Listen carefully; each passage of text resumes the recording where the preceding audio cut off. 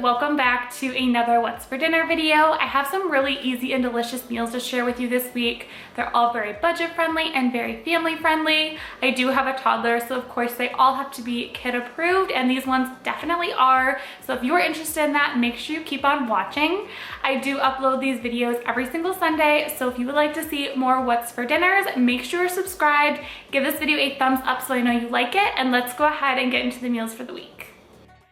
For dinner tonight, I am just making some burgers in the air fryer, and then I'm doing some fries in the oven. So I am just taking a pound of lean ground beef and seasoning it up with a little bit of salt and pepper, some onion powder, some garlic powder, and then I'm also adding probably about a teaspoon of ranch seasoning mix. And I did really like the flavor of that. I'll definitely be doing that again. And then I'm just shaping all of the meat into patties.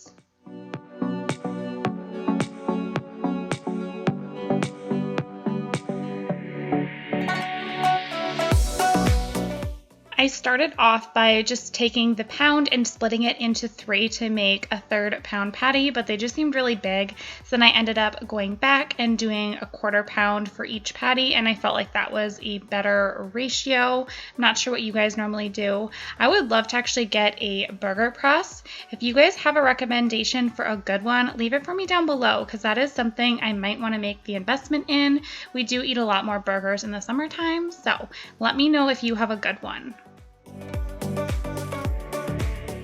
I actually prepped the burgers ahead of time, so then they were just easy to throw in when it was closer to time for dinner. But these oven fries take about an hour, so I am just starting off with some russet potatoes, and I'm slicing them into really thin pieces. I will say I like mine thinner, but you could definitely do them thicker. The thinner they are, the crispier they're going to get in the oven, so that is how I usually will slice them. And I think I did like 4 or 5 potatoes on this particular night, but these do warm up pretty good. I'll just like throw them in the air fryer and warm them up the next day for lunch or whatever, and this is one of our favorite really easy sides to make.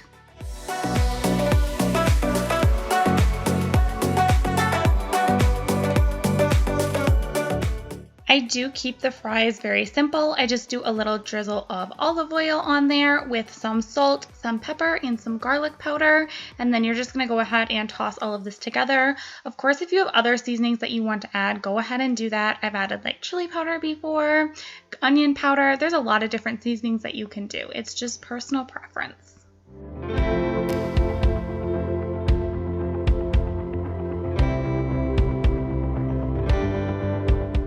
Make sure you go ahead and spray your baking sheet so the fries don't stick to your pan. I'm just using a little bit of olive oil, and then you're just going to spread all of your fries out on the sheet in a nice even layer.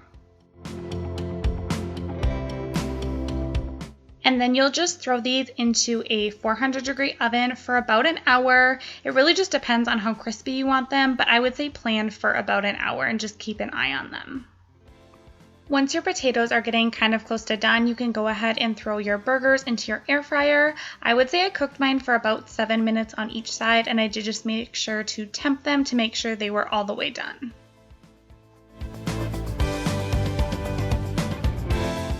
And I did decide that I wanted the buns toasted a little bit, so I just spread a little bit of butter on the top bun, and then I added the burger in there with the cheese, so that got all nice and melted, and then I just threw these in the air fryer for like probably 2 minutes or so. It wasn't very long at all, just until the cheese was melted and the tops of the buns were just a little bit toasted.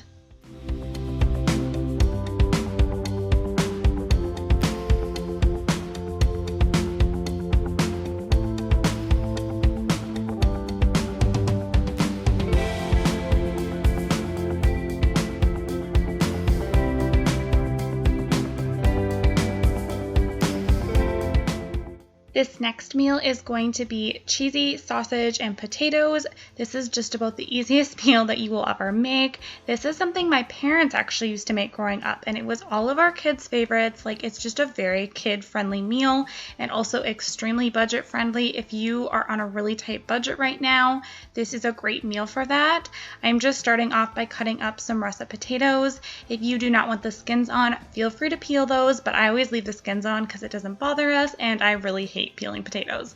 So I am just cutting these in half lengthwise and then cutting them into a thin slice from there and tossing them right into my pan.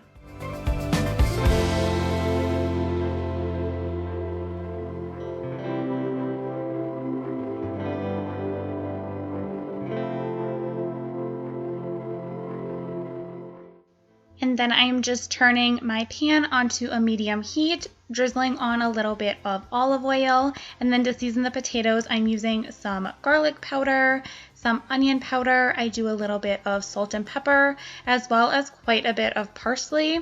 And then just mix all of that together. And you're just gonna keep an eye on this and cook it kind of slow. You don't want them super, super crispy, but I would say it takes probably like 10-ish minutes to get them cooked most of the way through, and then we're going to be adding the sausage in. And then while your potatoes are cooking, you're going to be cutting up your sausage. Now you can really use whatever type of sausage that you want. I am actually using a venison sausage on this particular night, but you can use like the ring sausage that you get from the store. I've even used brats before. You can truly use whatever you have on hand, and that will work totally fine. And the amount of meat really depends too on what you like. I like to do like almost like a half and half ratio. Well, not half and half. I would say probably like 2/3 potatoes to 1/3 meat. That's kind of what we like, but it's just personal preference. And then once your potatoes have started to like cook most of the way through, I like to add in my sausage and get that cooking as well.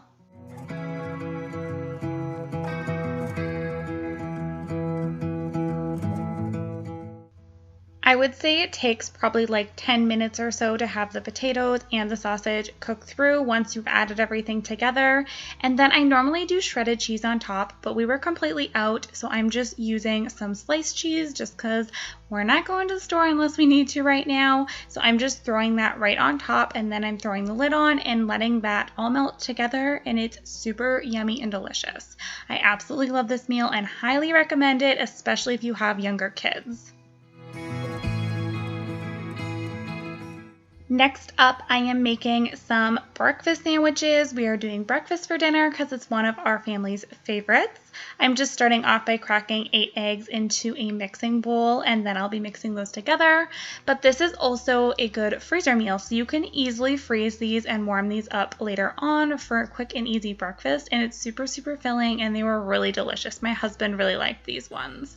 And then I'm just adding a little bit of milk into the bowl with some garlic powder and some salt and pepper, and get all of that mixed up together. You can really just make this like you would scrambled eggs or something. That's pretty much what you're going for here.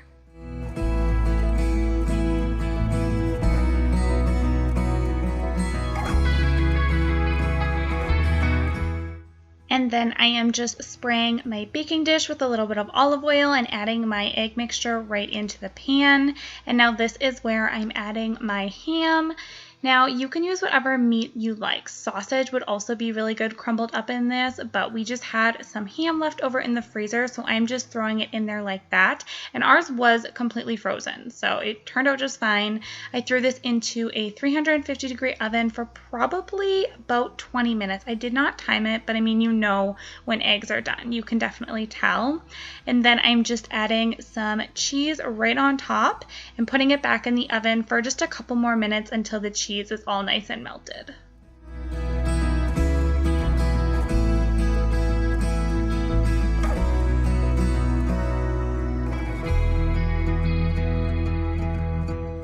Once the cheese is all melted, you're just going to cut them up into pieces. I was making 6 of them on this particular night, so I just cut mine right into 6 pieces, and it fit perfectly on the English muffins. And then I just set those aside. They're eventually going to get popped right back into the pan. So this is a pretty easy dish meal night. It did not take very many dishes at all to make these, and we really enjoyed them.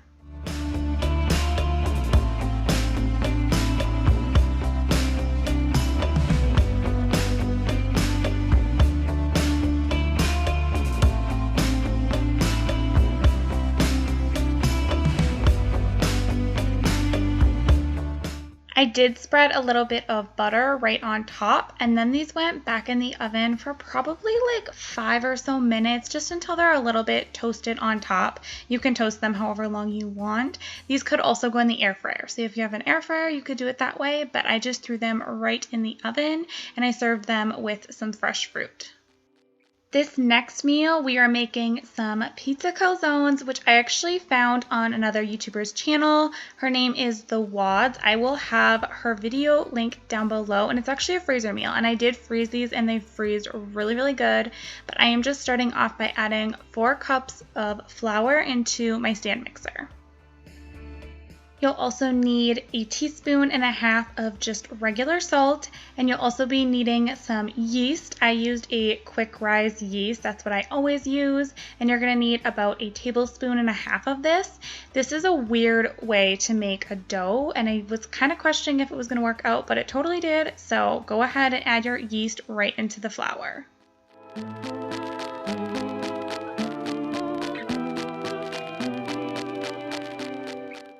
While your stand mixer is still going, go ahead and add in 3 tablespoons of olive oil, and you'll also be adding in 1.5 cups of warm water. You do want to make sure that this is still mixing when you add everything together.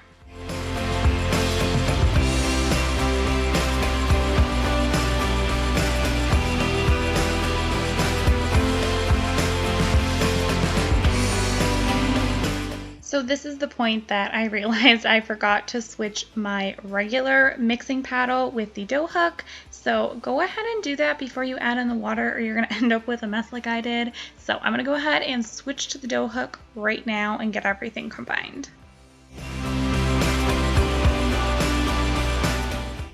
The dough did seem a little bit dry to me, so I added probably another tablespoon of warm water, and that totally did the trick, and it made a really good dough. And then I just threw that into an oiled glass bowl. I made sure that it was all coated in olive oil, and then I set it in the oven to let it rise for probably about an hour. And I always let my oven just warm up a teensy tiny bit, and then I let my dough rise that way. And I always like to make my own pizza sauce. It's just cheaper that way, and then I can control the amount of seasoning and the amount of sugar, because a lot of pizza sauce has a ton of sugar in it. But I just add until I reach the taste that I want. I do garlic powder, onion powder, I do Italian seasoning, a little bit of oregano, some sugar, salt and pepper, and that is pretty much all there is to making a pizza sauce. And just go ahead and taste it, and you'll know once you reach that taste that you like.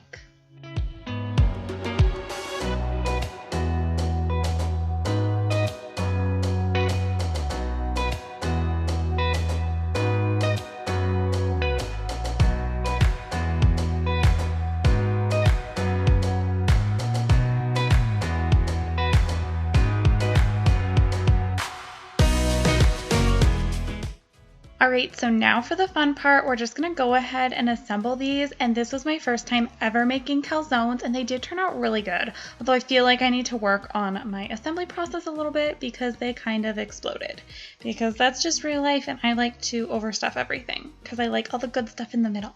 But you're just going to roll the dough out. You want it to be really thin, otherwise your calzones are going to be really thick. And I put my sauce to the side. Definitely when you're filling these, put it in the middle. Put everything in the middle, and I think that will help it to not explode like mine did. But I just did a little bit of sauce, I did some pepperoni, and then I also did some mozzarella cheese. I will say I used a little bit too much pepperoni. I would say just do like a couple pieces. I did like probably 6 in there, and it was a little bit too much, a little too salty. So I would stick with like 3, maybe 4 pieces, but then you're just gonna assemble all of your calzones.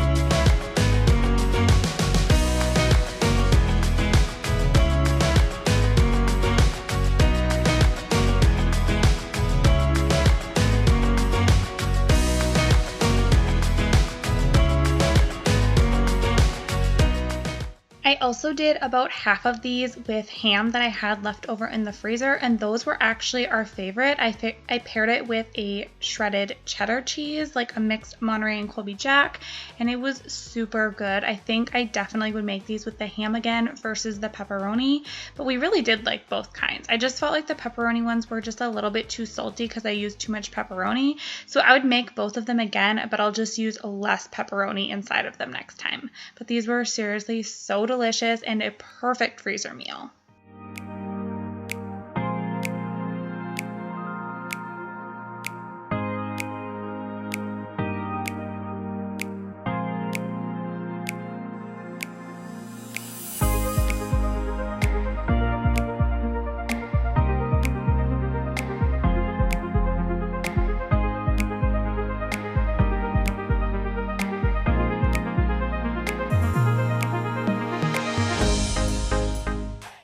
Make sure you stick a couple slots in them to let the air out when you are baking them as well.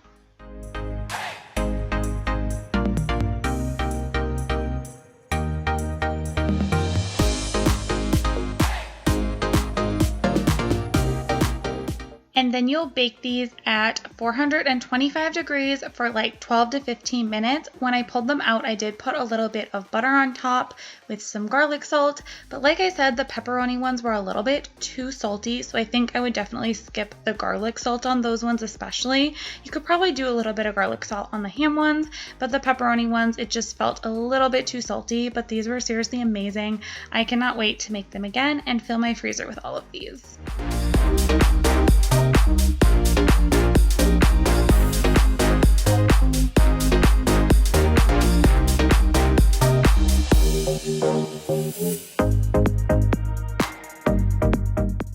So this is what we're having for dinner tonight. I didn't even film the recipe because it was actually a freezer meal. It's just 2 chicken breasts. I have some green pepper in there, some onion, some salsa. I have some taco seasoning mix, and then I just threw it in the crock pot on high for about 5 hours, and it's all done. I'm just gonna shred it up, and I think we're gonna have tacos, and then I might actually have a burrito bowl. So I'm just gonna get all of this shredded up and ready to go.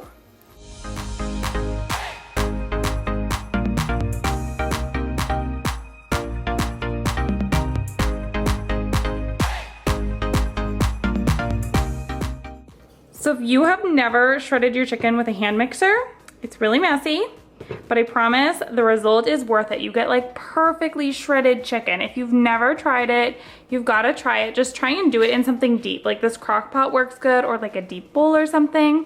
Cause yeah, it's definitely messy, but I do it every time now because it works so much better than shredding it with a fork, and it's just so quick.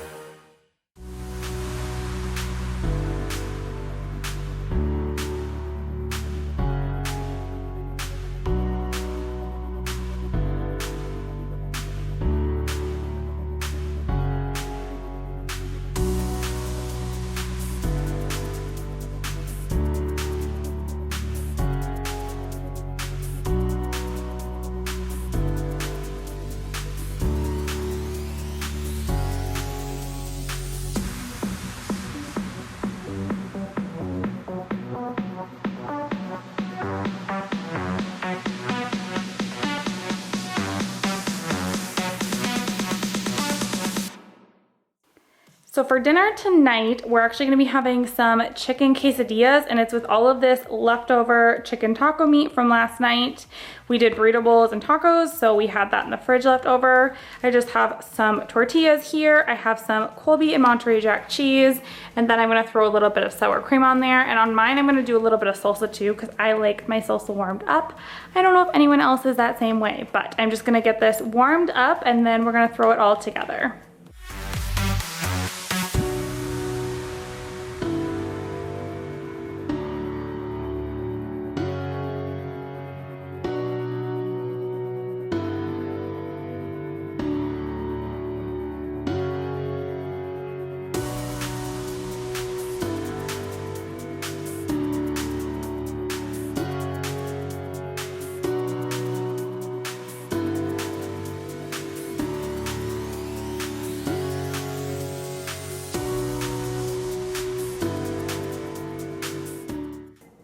And I did just want to mention this little quesadilla maker. I've had it for a couple years now. It was actually a wedding present. Ours is a Hamilton Beach brand and I really like it.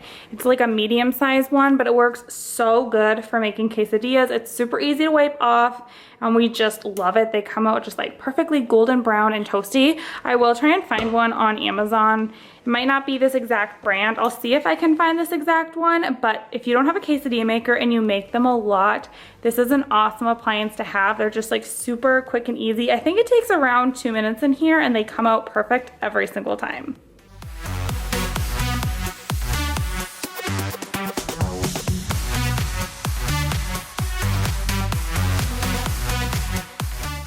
So this is what the quesadillas look like after a couple of minutes in there, and they are super nice and golden brown. Everything is nice and melted. Mine did explode a little bit because I always overstuff my quesadillas, but I'm just gonna pull this out, let it cool off a little bit, and then I'll cut it up and serve it.